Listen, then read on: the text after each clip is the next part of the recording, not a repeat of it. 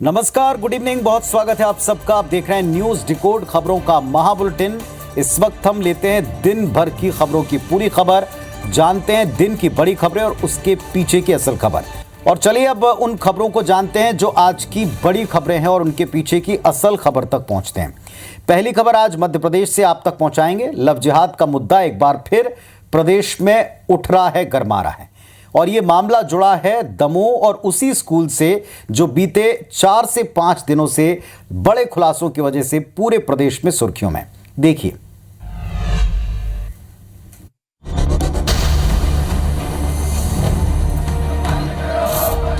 देश की एकता के खिलाफ कुछ ताकतें काम कर रही हैं, देश का माहौल बिगाड़ रही हैं। इस्लाम को बदनामी का दाग देने वाले लव जिहादियों के खिलाफ अब मुस्लिम महिलाओं ने ही मोर्चा खोल दिया है। कट्टरता, ऐसे कई मुसलमान लोग हैं, ऐसे कई लोग हैं जो इसका हम नाम भी नहीं ले सकते है, अब बता नहीं सकते, आप भी समझ सकते ये चीज़ है। हाँ वही, क्योंकि जो बड़े हैं हमारे वो ही है ये चीज़ को आगे लेके जाते। हो सकता है कुछ लोग भटक जाते हैं और रास्ता भटक कर कट्टरता की ओर चले जाते हैं। इसमें एक सबसे बड़ी कमी जो है वो हमारी जो पढ़ाई है, हम जो कुरान पढ़ते हैं वो अरबी में है और उस अरबी को हम नहीं जानते क्योंकि अरबी हमारी मातृभाषा नहीं है। सुना आपने, लव जिहाद की असली वजह ये मध्य प्रदेश और दिल्ली की लड़कियां हैं। एक तरफ ये लड़कियां हैं तो दूसरी तरफ मुस्लिमों के रहनुमा होने का दावा करने वाले सियासतदान देश के खिलाफ चल रही इन गंभीर साजिशों को दिल का मामला बता रहे हैं। इसीलिए हम बोल रहे गवर्नमेंट से, ये इसके मामलात में मत आओ, आप जो सही कर रहा है कर लें दो, मगर आप कबाब में हड्डी नहीं बनेंगे बल्कि पत्थर बनेंगे। अब आप पहले तो इनकी मानसिकता ही देख लो। प्रेम जैसे पवित्र शब्द में भी कबाब और हड्डी लाए। सवाल लव का नहीं है, सवाल लव की आड़ में जिहाद का है। उधर मध्य प्रदेश के गृह मंत्री नरोत्तम मिश्रा ने ओवैसी की बात का उन्हीं के अंदाज में जवाब दिया। कुल मिलाकर आप समझ गए होंगे कि युवाओं से लेकर नेताओं तक सांप्रदायिक जहर अब समाज की महीन रगों तक पहुंच रहा है। तो इस खबर में आपने देखा और सुना कि कैसे ओवैसी दमोह के लव जिहाद से साफ तौर पर मुकरते हैं, इनकार करते हैं, अलग रंग देते हुए कहते हैं कि ये सब कुछ सरकार का किया धरा है। क्या ओवैसी की इसके पीछे राजनीति काम कर रही है? अगर राजनीति है तो क्या है, डिकोड करते हैं। ओवैसी भारतीय राजनीति का वो चेहरा बन चुके हैं जिसे मुस्लिमों के नाम पर राजनीति करने की महारत है। उनकी पार्टी के नाम से मुस्लिम शब्द जुड़ा हुआ है, अर्थ में भी उनका ये बात सामने आती है। ओवैसी लव जिहाद जैसी घटनाओं के होने से इनकार पहले भी करते रहे। ओवैसी 3 तलाक के खिलाफ बने कानून, धर्मांतरण की घटनाएं, इन सब का विरोध कर चुके हैं। कहने का अर्थ यह है कि ओवैसी हर उस घटना का विरोध करते हैं जो मुस्लिम समुदाय से जुड़ी होती है या जिसमें एक पक्ष गुनहगार नजर आता है। कुल मिलाकर ओवैसी मुस्लिम परस्त राजनीति करते हैं, ये बात कहने में कोई संदेह नहीं। इसका फायदा उनको मिलता हुआ है। ओवैसी अपनी पार्टी का आंध्र प्रदेश के बाहर अब बाकी राज्यों में विस्तार करने का प्रयास कर रहे हैं, जिसमें मध्य प्रदेश भी शामिल है। उनकी रणनीति है कि वो दलित और मुस्लिम आदिवासी वर्ग को एकजुट कर सके किसी तरह से। वैसे ये रणनीति कई चुनाव में उनको लाभ देती आई है, कहीं आंशिक तौर पर तो कहीं केवल वोट काटने के तौर पर हर बार वो अपने इस तरह के बयान और ऐसे ही तेवर की वजह से सुर्खियों में आते रहे। पर इसमें कोई शंका नहीं कि वो केवल एक वर्ग की बात करते हैं, केवल एक वर्ग से जुड़ी बातों पर सियासत करते हैं। चलिए अगली खबर छत्तीसगढ़ से जुड़ी है, जहां इस वक्त केंद्रीय मंत्री गिरिराज सिंह का दौरा, उनके बयान चर्चा में है। गिरिराज सिंह ने सीधे मुख्यमंत्री भूपेश बघेल पर वार किया है। एक बयान दिया था जिसका मुख्यमंत्री ने भी जवाब दिया। देखिए जरा।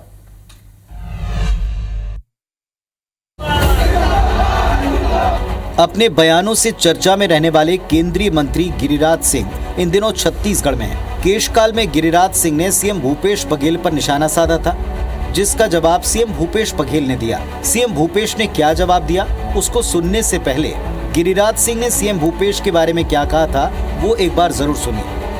कक्का होता तो आदिवासियों का हक नहीं मारता, गरीबों का हक नहीं मारता। ये कक्का नहीं है, का है, का और कर रहा है खा गरीबों का पैसा। तो गिरिराज सिंह ने सीएम भूपेश पर ऐसे गंभीर आरोप लगाए। अब जरा गिरिराज सिंह के आरोपों पर सीएम भूपेश बघेल का जवाब भी सुनिए। पब्लिक ने दिया है, युवाओं ने दिया है, कक्का है तो भरोसा है, तो ये छत्तीसगढ़ की जनता का अपमान कर रहे हैं। कुल मिलाकर छत्तीसगढ़ को अब बीजेपी गंभीरता से ले रही है। शीर्ष नेतृत्व का पूरा फोकस छत्तीसगढ़ और खासकर बस्तर में दिखता है। तो कहें कुछ भी, बयान कुछ भी दे, मकसद तो साफ है। लेकिन गिरिराज सिंह जिस तरह की भाषा का इस्तेमाल कर रहे हैं, जो कुछ कह रहे हैं, ऐसा वो पहले भी कह चुके हैं। जो बयान उन्होंने दिया है वो उसी तरह की भाषा जिसके लिए वो पहचाने जाते हैं। अब सवाल पैदा होता है, ऐसे बयानों से हासिल क्या होता है? आज डिकोड करते हैं। राजनीति में निजी हमले अब आम सी बात हो गई है। होना तो नहीं चाहिए पर होते हैं। गिरिराज सिंह राष्ट्रीय स्तर के वो नेता हैं जो अक्सर विरोधियों पर ज्यादातर बिलो द बेल्ट या निजी वार करते हैं। इसका पहला फायदा तो ये कि गिरिराज सिंह को हमेशा की तरह सुर्खियां मिल जाती हैं, वो चर्चा में आ जाते हैं। कई बार राष्ट्रव्यापी बहस छिड़ जाती है, कई बार क्षेत्रीय स्तर पर बहस का मुद्दा बनते हैं। दूसरी बात, गिरिराज सिंह के आरोपों की अगर सीरियसनेस देखें तो गिरिराज सिंह को मुख्यमंत्री पर गंभीर आरोप लगाने के साथ उन साक्ष्यों को, उन सबूतों को, उन आधार को भी जनता के बीच रखना चाहिए। वे केंद्रीय मंत्री हैं। केंद्रीय मंत्री होने के नाते जो अंतिम बात है, गिरिराज सिंह जो छत्तीसगढ़ में बस्तर पर फोकस करने, बस्तर के दौरे पर आए हैं, वो इस बात का साक्ष्य है कि बीजेपी का राष्ट्रीय नेतृत्व छत्तीसगढ़ और खास तौर पर बस्तर को लेकर संजीदा है। शीर्ष नेतृत्व अपने नुमाइंदों को छत्तीसगढ़ दौरे पर भेज रहा है, बस्तर भेज रहा है, ताकि यहाँ किसी तरह माहौल बनाकर जो क्लीन स्वीप पिछली बार के चुनाव में थी वैसी कांग्रेस ना कर पाए। लेकिन क्या ऐसा करने के लिए ये रणनीति, ऐसे बयान, क्योंकि ये टाइटल जनता ने दिया है, एक हद तक सही है। क्या जनता इस बात को समझ पाएगी? क्या उनकी बात से जुड़ पाएगी जो आज केंद्रीय मंत्री ने कहा है? ये जवाब बीजेपी को अवश्य जरूर मिलेगा। इधर खंडवा के हरसूद पहुंचे पूर्व सीएम कमलनाथ बेहद आक्रामक तेवर दिखाते नजर आए। यहां उन्होंने शिवराज सरकार पर जमकर हमला बोला है। साथ ही उन्होंने अधिकारियों को चेताया है कि बीजेपी नेता और सब अधिकारी समझ लें कि कल के बाद परसों आता है। ये वो पहले भी कहते रहे, आज फिर कहा है। भारतीय जनता पार्टी के नेता समझ ले, सब पुलिस समझ ले, सब अधिकारी समझ ले कि कल के बाद परसों भी आता है। और किसको ठिकाने लगाना है, जिसने जुल्म किया है, वो आगे का समय फैसला करेगा। कमलनाथ 2018 का मॉडल नहीं है, अब मैं 2030 का मॉडल हूँ। खंडवा के हरसूद में कमलनाथ 2030 के अवतार में नजर आए। उन्होंने बीजेपी के नेताओं और अफसरों को निशाने पर लेते हुए चेताया। साथ ही अवैध खनन को लेकर सरकार पर हमला बोला। रेत खनन की राजधानी बन गई, आज हर वर्ग परेशान। और शिवराज सिंह जी, जिनकी झूठ की मशीन चलती है, अब तो डबल स्पीड से चल रही है, क्योंकि आखिरी 5 महीने बचे हैं। ये सोचते हैं कि जो घोषणाएं कर रहे हैं ये अपने पाप धो लेंगे। कमलनाथ ने घोषणाओं, अपराधों और घोटालों को लेकर भी प्रदेश सरकार को निशाने पर लिया। हमारा घोटाला प्रदेश बना हुआ है, हमारा अपराध प्रदेश बना हुआ है, ये अपने प्रदेश की हाल है। सभा को संबोधित करते हुए कमलनाथ ने तख्ता पलट का जिक्र किया। कहा कि सीएम रहते वो सौदेबाजी कर सकते थे, लेकिन प्रदेश की पहचान सौदे से हो, ये बात उन्हें गवारा नहीं थी। तो बार बार कमलनाथ जी जो ये बात कहते हैं कि कल के बाद परसों आएगा, जो वहां अधिकारियों कर्मचारियों को चौंकाते हैं, तो सवाल ये पैदा होता है कि कमलनाथ को, अधिकारियों को ये चेतावनी बार बार क्यों देनी पड़ रही है। डिकोड करते हैं। पहली बात जो समझनी पड़ेगी वो ये है कि ब्यूरोक्रेसी यानी अधिकारियों का वर्ग, तबका हमेशा सत्ता पक्ष का कृपा पात्र बना रहता है और उन्हीं के मुताबिक चलता है, क्योंकि उसका पालन करना उनकी ड्यूटी का हिस्सा है। अधिकारी कभी भी सरकार से पंगा नहीं लेते हैं, ज्यादातर केस में तो ये सिद्ध है। इस मानसिकता की वजह से कई बार अधिकारी विपक्ष की जायज बातों को भी अनसुना करते हैं या ओवरवेलमिंग जो व्यवहार उनका सत्ता पक्ष के प्रति होता है वो विपक्ष को नागवार गुजरता है और यही नाराज भी करता है। ऐसा ही कमलनाथ के बयान से बार बार प्रकट होता है कि वो मध्य प्रदेश के अधिकारी वर्ग से नाखुश हैं, जो प्रशासन चलाने वाले लोग हैं उनसे नाखुश हैं। कमलनाथ को निश्चित तौर के ऊपर ये चेतावनी बार बार देनी पड़ती है कि सरकारें बदल जाएंगी और फिर उन्हें कांग्रेस पार्टी की सरकार में भी काम करना पड़ेगा। सत्ता में अगर वो आते हैं तो उन्हें इन्हीं अधिकारियों से काम लेना होगा। ये बात तो कमलनाथ को भी समझनी पड़ेगी और वो समझते भी होंगे। जैसे वो अनुभवी नेता हैं, अधिकारियों को चेतावनी देना एक पॉलिटिकल स्टंट तो है ही, लेकिन क्या ये स्टंट कहीं कांग्रेस पार्टी के लिए या किसी क्षेत्र विशेष के लिए उल्टा ना पड़े, इस बात का वो ख्याल रखते होंगे। इस बात की पूरी संभावना है। वैसे संदेश वो यही देना चाहते हैं कि अगर वो सीएम बनते हैं तो सख्त प्रशासक के तौर पर जो इस वक्त गलत कर रहे हैं उस वक्त वो उनको सजा दे सकते हैं। चलिए आगे बढ़ते हैं। इधर छत्तीसगढ़ में कांग्रेस और बीजेपी चुनाव की तैयारी कर रही है, दिख रहा है। आम आदमी पार्टी से लेकर बसपा और जोगी कांग्रेस तक अपनी जोर आजमाइश में जुटे हैं, रणनीतियां बना रहे हैं ताकि वे बीजेपी और कांग्रेस, जो केवल दो दल हैं, उनके वोटों में सेंध लगाकर अपने लिए जगह बना पाएं। रणनीति इसके लिए क्या होगी, इस रिपोर्ट में समझिए। जब जोगी अंदर कांग्रेस के भीतर थे तो हम सत्ता से बाहर थे। जोगी जी जैसे बाहर हुए हम सत्ता में आ गए। छत्तीसगढ़ के मुख्यमंत्री भूपेश बघेल का ये बयान इन दिनों चर्चा का केंद्र बना है। इसे लेकर जमकर सियासत हो रही। मुख्यमंत्री के अजीत जोगी को लेकर दिए गए इस बयान के सियासी मायने समझने की जरूरत है। दरअसल छत्तीसगढ़ में जनता कांग्रेस चुनाव मैदान में उतरने वाली है। इधर कांग्रेस पार्टी इस चुनाव को हर कीमत पर त्रिकोणीय होने से रोकना चाहती है। 15 साल तक तो आपको आदिवासी समाज और आदिवासी समाज के पुरोधाओं की याद नहीं आई। तब तो जितनी योजनाएं बनाया आपने सिर्फ श्यामा प्रसाद मुखर्जी और दीनदयाल उपाध्याय के नाम पे बनाया। आदिवासियों का शोषण किया।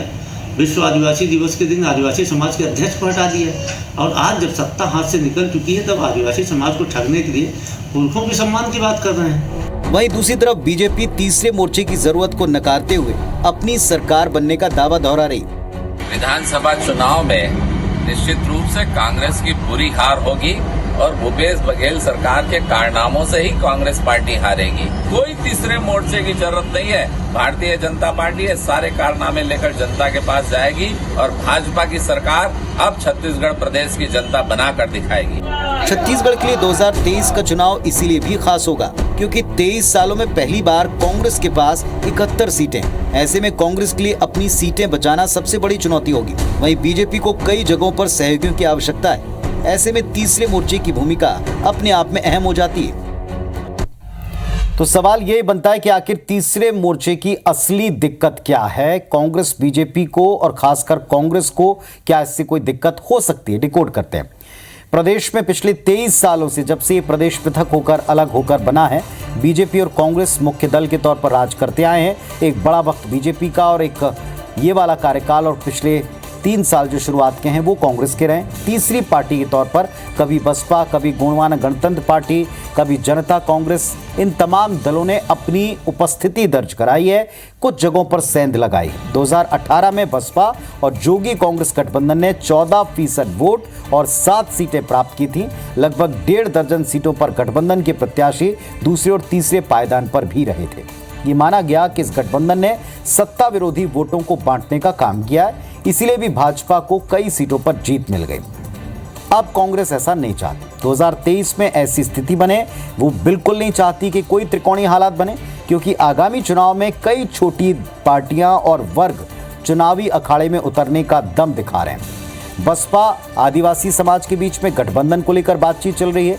जोगी कांग्रेस आम आदमी पार्टी सियासी जोर आजमाइश के फेर में है। इसके अलावा कांग्रेस पार्टी को आशंका है कि इन दलों के मिल जाने वाले वोट का लाभ बीजेपी को ना हो जाए, जैसा पिछले चुनाव में होता रहा है। इसके अलावा दोनों दलों को ये बात नहीं भूलनी चाहिए कि यहाँ क्रिश्चियन कम्युनिटी ने और सर्व आदिवासी समाज ने, उन्होंने भी चुनाव मैदान में उतरने की बात की है, लेकिन तीसरे मोर्चे के तौर पर ही उभर पाते हैं, वोट काटने के तौर पर नुकसान पहुंचाते हैं, और पहुंचाते तो किसे, ये सवाल अभी भी बने हुए हैं। कांग्रेस के केंद्रीय नेतृत्व ने इस साल राज्यों में होने वाले विधानसभा चुनाव और अगले साल के लोकसभा चुनाव से पहले बदलाव की प्रक्रिया को तेज किया है। इसी क्रम में आज भी एक बदलाव हुआ। 3 प्रदेशों के अध्यक्षों की जिम्मेदारी बदली गई। कांग्रेस ने राज्यसभा सांसद शक्ति सिंह गोहिल के स्थान पर दीपक बावरिया को हरियाणा और दिल्ली का अध्यक्ष नियुक्त किया है। शक्ति सिंह गोहिल को कांग्रेस की गुजरात इकाई का अध्यक्ष बनाया गया है। वहीं कांग्रेस ने वी वैथिलिंगम को पुडुचेरी इकाई और वर्षा गायकवाड़ को मुंबई इकाई का अध्यक्ष बनाया। कांग्रेस के केंद्रीय नेतृत्व ने गुजरात के अहम शीर्ष पदों पर विचार विमर्श के लिए राज्य के नेताओं को बुलाया था।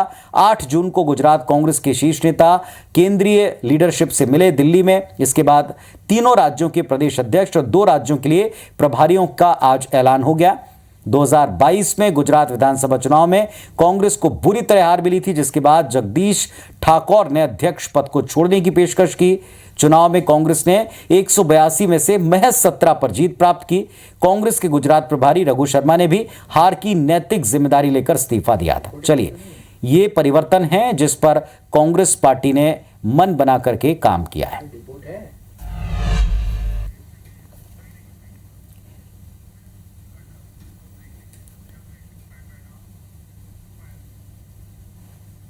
तो कांग्रेस पार्टी को कुछ निर्णय और शीघ्रता से जल्दी से लेने पड़ेंगे और लेने चाहिए, इस तरह कई जानकारों की राय है और जाहिर तौर पर कांग्रेस इस पर काम करती दिख भी रही है।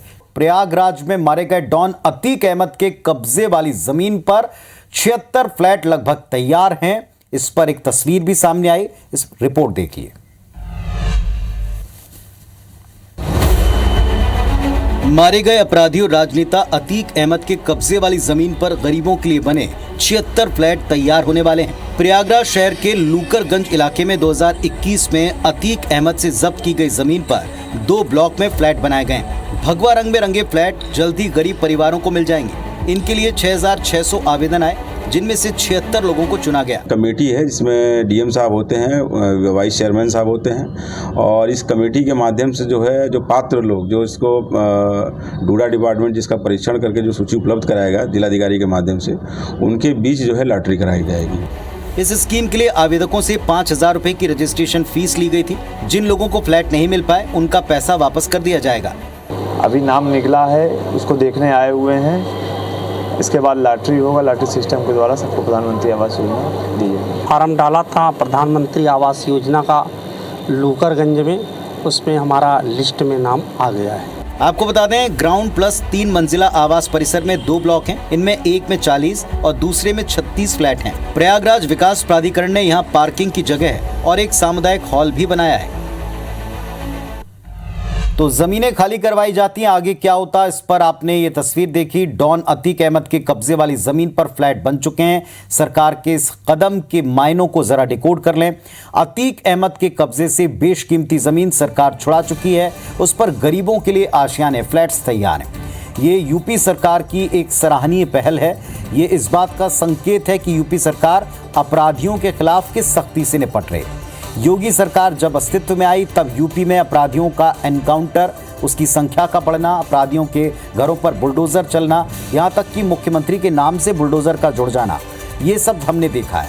ये कहना गलत नहीं होगा कि योगी सरकार की सख्त नीतियों की वजह से अपराधियों में खौफ तो तारी हुआ है। यूपी की योगी सरकार के रुख के दूसरे राज्यों के सरकारों का अनुसरण करना, वो इन तस्वीरों में दिखता है कि आगे किन किन कदमों की तरफ सरकारों को जाना चाहिए या जाना पड़ सकता है। चलिए आगे बढ़ते हैं। खबर बालासोर से, जहां ट्रेन हादसे में मरने वाले शवों को रखने वाले स्कूल की बिल्डिंग को गिराने की वकालत की जा रही है। क्यों, जरा देखिए।